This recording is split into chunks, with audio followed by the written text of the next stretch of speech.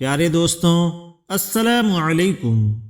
حضرت جنید بغدادی رحمۃ اللہ علیہ کا واقعہ ہے جو نفس سے لڑنے والے اور شیطان سے لڑنے والے تھے۔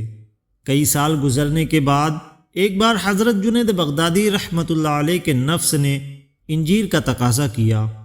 حضرت جنید بغدادی رحمۃ اللہ علیہ اپنے نفس سے بہت لڑے کہ نہیں دینی ہے تجھے انجیر، تڑپتے رہے، لیکن نفس کے مطالبے پر انہوں نے انجیر نوش نہ فرمایا۔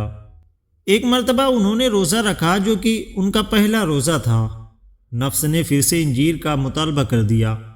نفس نے کہا کہ کئی سال ہو گئے انجیر کھائے ہوئے، کیوں نہ آج ہی انجیر کھلا دو۔ حضرت جنید بغدادی رحمۃ اللہ علیہ نے کہا کہ چلو ٹھیک ہے، آج نفس سے صلح کر لیتے ہیں، آج اسے انجیر کھلا ہی دیتے ہیں۔ پاس میں بیٹھے ایک مرید نے جب یہ سنا کہ حضرت کا انجیر کھانے کا دل چاہ رہا ہے تو وہ فوراً بولا کہ حضرت، میں ابھی آپ کے لیے بازار سے انجیر لا دیتا ہوں۔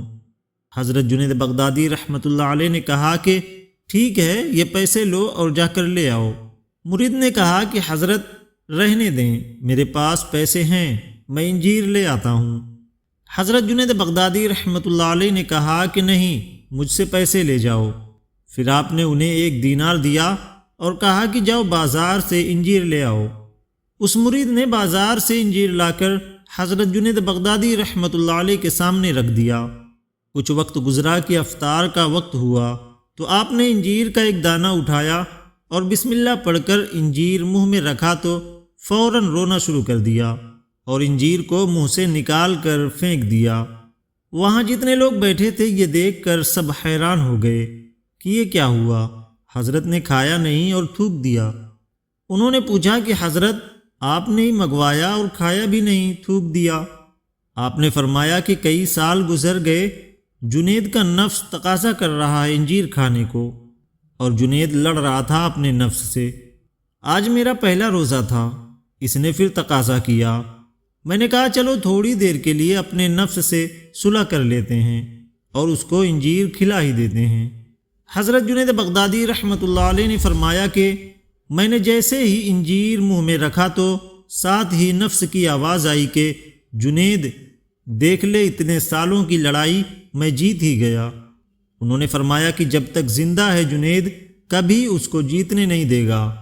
آپ صلی اللہ علیہ وسلم جب ایک غزوے سے تشریف لائے اور مدینہ شریف پہنچے تو صحابہ سے فرمایا کہ ہم جہاد اصغر سے جہاد اکبر کی طرف آئے ہیں۔